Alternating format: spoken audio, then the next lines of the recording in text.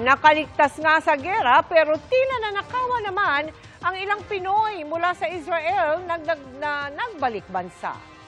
Sira ang ilan nilang bagahe. Ang ilang gamit naman nawawala. Grabe. Nakatutok si Sandra Aguinaldo. Matapos ang tensyong naranasan nila sa Israel, mainit na sinalubong ang mga Pilipinong balik bansa ng mga kinatawa ng iba't ibang ahensya ng gobyerno. Sinikap silang pangitiin ang mga tulong pinansyal at pangkabuhayan.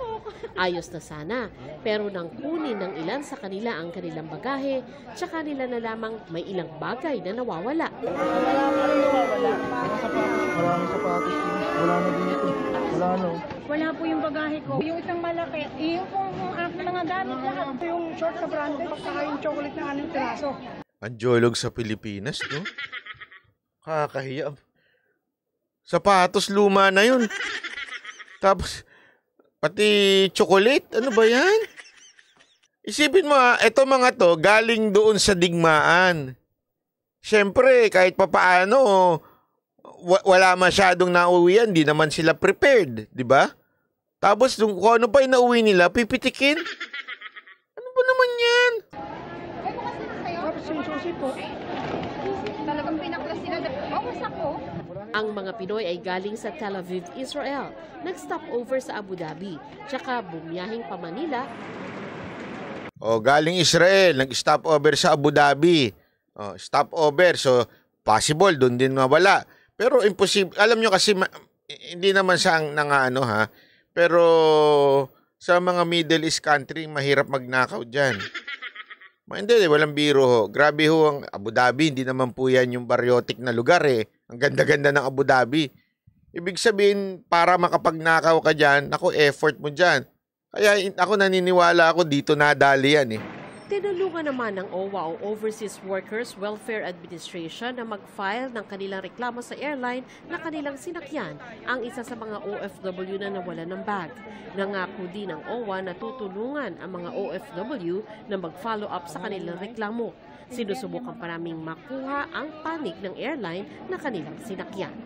Para sa GMA Integrated News, Sandra Aguinaldo, Nakatutok, 24. Kasi sa totoo lang, hindi naman yung airline na may kasalanan dyan. I don't think so, yung airline. Kasi wala namang pipitik sa loob ng eroplano yan. Siyempre, pagbaba niyan, yung kung sino man yung mag-unload niyan, maglilipat. So, ang possible, dalawa lang possible niya. Doon sa Abu Dhabi nangyari yan, o dito sa bansa natin. Pero sa Abu Dhabi, magdadamputan doon, bubuksan. Hindi mag-e-effort. Maniwala ko kayo sa akin. Kasi pag nasa ibang bansa ka, lalong na trabahante ka, takot ka na gumawa ng kasalanan kasi kaya ka nga nandun eh, para magtrabaho, di ba? Isang kasalanan mo, deport ka. At pag nakulong ka dyan sa Abu Dhabi, naku po. Di ba? Kaya malamang sa malamang, hindi naman sa inaano ko, dito yan nangyari. Kakaiba tayo to.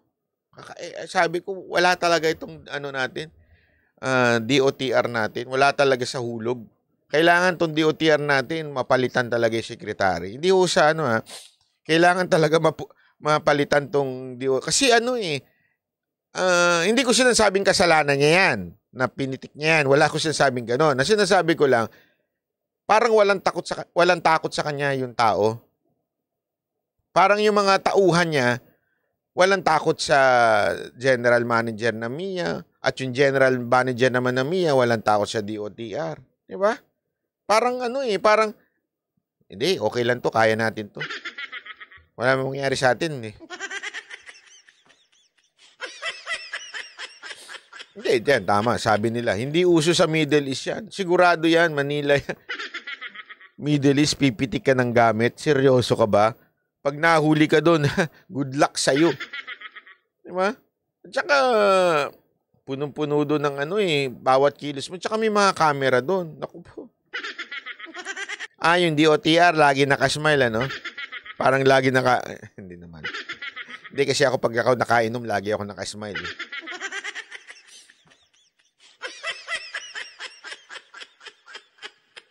Ay, naku, grabe. Kawawa lang. Naawa lang ako dito sa mga kababayan natin, isipin mo, trauma na nga yung yung magsabog-sabog sa tabi mo. Kaya ka nga di ba? Nag-repatriate, kaya ka nga umuwi dito para maging safety ka. Tapos pagdating mo dito, yung safety naman ng gamit mo nadali. Anong kajulugan yan? Din, alam mo, iba na talaga Ewan ko ba kung ba't di pa tayo nagigising? Ewan ko bakit marami pa rin sa Pilipinas ang tanga. Talagang tuwan-tuwa ba sila? Okay lang yan. Okay lang ho ba sa inyo, OFW? Okay lang ho ba sa inyo mga OFW na ganyan ang uuwian ninyong airport? Tanungin ko kayo. Alam mo, nakakatawa nga Kasi yung bagahe ko, ito, papakita ko. Tawan-tawa si Mocha kasi bumili ako nito. Plastic. Plastic na bagahe na sinilalagay sa luggage mo. Di ba? Bumili ko niyan. Nagtatawanan ako ni Mocha, sabi niya, "Ang jologs mo naman, ba't mo pa plastic yan?" O sige, pag may nawala sa'yo, bahala ka ha. Di pinlastic niya yung kanya. Yung 4 namin bagahe, naka-plastic na. Akala ko, pagdating namin pagdating ko sa airport, nung paalis kami, akala ko, kami lang ang naka-plastic. Marami na palang naka-plastic ngayon. Na mga bagahe. Malupit ako, Brad. Mautak ako Sabi ko, bago man lang nyo ako nakawan, pahirapan ko naman kayo. Pambihira. Ako, naghirap akong pambibili. Baka ipon ng pambili sa mga gamit ko. Kayo, padadaling ko lang yung pagnakaw nyo. Hindi ako papayag nun. Pahirapan ko man lang kayo. Alam kong mananakaw pa rin niya kung gugustuhin nila. Pero at least medyo mahirapan naman ng konti.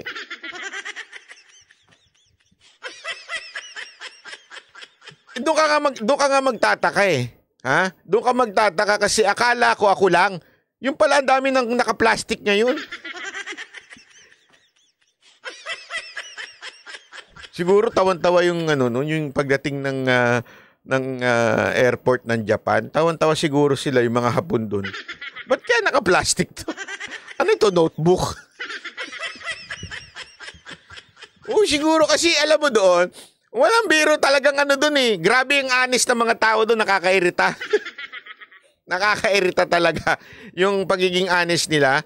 Sa sobrang honest nila, mag-iwan ka ng gamit. Sige, siguraduhin ko sa hindi mawawala yan. Huwag lang dadaan ng isang Pilipino. De, joke lang Yun yung joke doon joke yan ng mga doon ng mga tao doon. Sabi nila, kahit iwan mo lang yan. Alam mo kung paano sila mag-reserve. Kasi nga, ang mga store doon sa Japan, maliliit lang yung mga coffee nila. So, ang ginagawa nila, to reserve the seats, usually mag-isa lang sila Ewan ko ba bakit ganun. Lagi silang hindi uso sa kanila yung magbabarkada na laging nagpupunta, tumatambay na Starbucks. Hindi uso sa kanila yun sa kanila, mga pupunta ng mga coffee shops, mga nagtatrabaho, mga nagko-computer, mga gagawin nila, ipapatong lang nila yung gamit nila, tapos o-order para maka-reserve na sila. Kasi pag wala kang upuan, kailangan mo sabihin na take out, di ba? Yung iinumin mo. Kasi nga wala kang upuan. Pero pag may upuan ka, tatanungin ka nila kung may upuan ka na, para doon na yung dining. So, iiwan lang nila. Uiwan nila yung laptop nila. Kung marunong lang ako mag-Japanese, dami ko na laptop. Pinitik ko na lahat yun. Joke lang po. Iniiwan lang nila. Ganun, no? Sa Pilipinas, itry mo yun. Yun nga, nasa bag mo pa, inaagaw alam nyo ba yung, di ba, hindi ko pala naikwento sa inyo, si Chloe, napitikan ng cellphone yun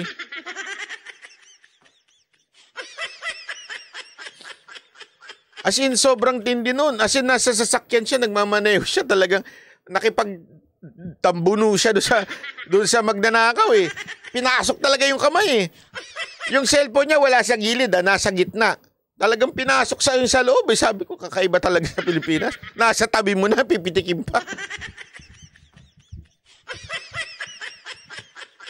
Kaya nga ito, tingnan ninyo ito, ha? Supposedly, safest place sa bansa ang airport. Doon sa airport, ano nawawala? Chocolate. Sana nga kung may ginto Alam mo yon, medyo talagang Yung temptation matindi. Ginto yan. Pipitikin yan. Chocolate, pipitikin. Anong ibig sabihin nun? Isipin mo to bakit gagawin ng isang tao na pitikin ng tsokolate sa isang maleta? Dahil ba gutom na gutom siya? Dahil tanungin kita, i-risk mo ba yung trabaho mo na pitikin yung chocolate para lang sa chocolate? Ano yun? The chocolate is worth dying for?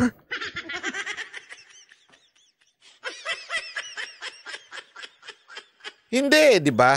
The only reason kung bakit pipitikin yun, alam nyo kung bakit? Simple lang. Alam kasi nilang wala mangyayari sa kanila, kaya pagtitripan nilang pitikin kahit ano.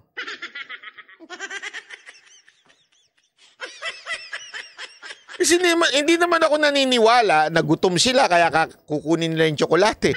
Kasi feeling nila siguro, wala namang ano dito, di naman strict dito, wala naman. Kaya okay lang yan, pitikin na natin yan. Ganun lang. Pero syempre, para sa isang OFW, yung makapag-uwi ka sa... Kasi malaking bagay sa atin yun eh. Yung makapag-uwi ka, kaya ako nga, candy lang inuwi ko, ganito lang oh.